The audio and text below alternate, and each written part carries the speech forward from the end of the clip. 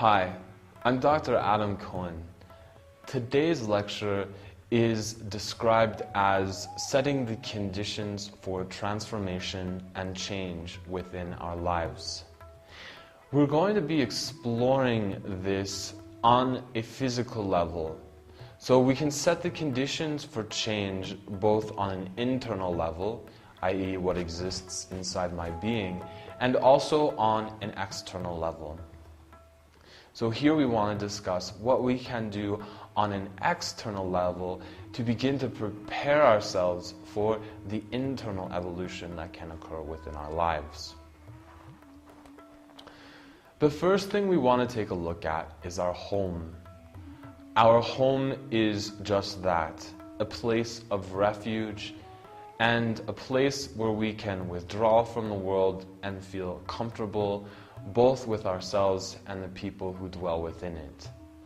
Now, not always is a home a peaceful place, and this is part of our mission when we begin to try to transform our environment to embody a more receptive environment for our spiritual growth. On a physical level, we want to work on the home in such a way that we feel like the home is a place in which the spirit can dwell peacefully. Unlike some of the philosophies which basically negate the body, stating that the physical body is just a curse or something that can be pushed aside, in the spiritual philosophy of yoga psychology, we rather want to envision the external world as a temple for our spiritual growth. Nothing within the world we live in is something that is not part of the divine. Any statement that says that something is not part of the divine but believes in spirituality is a contradiction. Because if the divine is omnipotent, then all is an embodiment of the divine. Our home is no exception, and it is therefore our duty to keep our homes in such a state that we feel that it is a place in which divinity can dwell peacefully. This means that we should try to keep our homes clean. A messy house is a messy mind, the saying goes. And this is true because the more cluttered the house is, the more difficult we find ourselves trying to keep things organized. We spend more time and energy trying to find things within a cluttered room or a cluttered home than a room that is well kept and organized. Also, a clean house means that there's no dust particles floating through the air and there's no bacteria left on the kitchen countertops, which can do harm to the physical body. When we take the effort to keep the house clean, then we are automatically helping to keep the body clean and the body healthy. As many spiritual philosophies will tell you, the body is the temple for the soul. And if we learn to take care of the body, then we are also taking care of the soul. On another level, the home should be a place of peace with the other individuals dwelling within the home. This does not only refer to other human beings, but also our pets and animals, which we'll discuss in a moment. But with other human beings, we should learn to be at peace. Going into conflict with other human beings, such as our parents, our spouses, or our children, or even our roommates, being in conflict with them creates conflict and tension for us within our lives. If we're constantly living in a state of conflict within the home, then naturally it'll be very difficult for us to find peace and harmony in our own lives. As Mother Teresa said, if you can't find God and love in the things around you, the people around you, then how do you expect to see God, which is something that is very subtle and not able to be seen by the eyes? So by making our relationship with other human beings in the home more cooperative and peaceful, we will find that the home becomes a sanctuary for our spirituality. Next comes the way in which we set up the environment in which we live in. This includes our workspace, our vehicles, and other places of interest where we seem to spend much of our time. What we associate ourselves with is also important. If we spend a lot of time in bars, then it's likely that we're going to become alcoholics.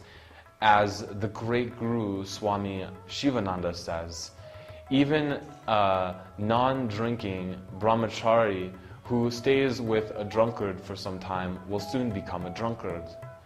Who we associate ourselves with and what type of environments we associate with are essential, because if we don't find an external environment that is conducive for our spirituality, then we will find these environments to detract from our spiritual growth, instead of being a conducive support to our evolution. Another level that we need to look at is the things that we spend our time with. This includes such things as our hobbies, our interactions, such as the way in which we choose to live in our free time, like going to the movies or going shopping.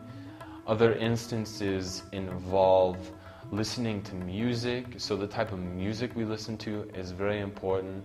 All of these external features contribute to our spiritual life. For instance, if we have the tendency of listening to hard rock music, which promotes destruction and killing, then our mind will tend towards those things. Even if we like the music, we might not realize the subconscious impact these lyrics of the songs, as well as the pace of the music, have upon our emotions and our mind. This is why they also say that there's hypersexuality in music that promotes sexuality. And the rhythm itself can also promote such features of our personality.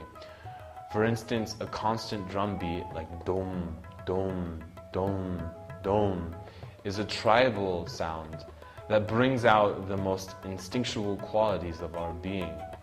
Whereas something complex like a Mozart piece is going to force us to contemplate on a deeper level, if not reject the music all in its entirety because we don't understand the theory behind the music. Moving beyond this, again, returning to the idea of what we associate ourselves with. This is important, especially in the beginning of our spiritual practice. If we're spending 90% of our time doing things like going to bars, going to movies that involve extreme violence, and other scenarios in which we find the opposite of the qualities of spirituality enforced, it's going to be very difficult for us to find time within that 10% of our time in our lives to really go deeply into the spiritual dimensions of our being. It is only when we begin to modify our lives and try to bring more qualities within our lives that are conducive for our spirituality that we will find our spiritual life to evolve on a much more rapid basis. If you want to see your spirituality evolve more quickly, then you need to make your life itself be in tandem with your spiritual aspirations. Living a duality, such as drinking daily or going to the clubs daily, is not going to be conducive to a spiritual life, which demands self-reflection, self-intuition, meditation, and contemplation. As you might already see from the obvious, external situations that externalize our awareness are going to detract from those situations that need to internalize our awareness. Spirituality is very much an internalized practice, and therefore setting the moods of our external environment towards internalization is going to help advance our spiritual life.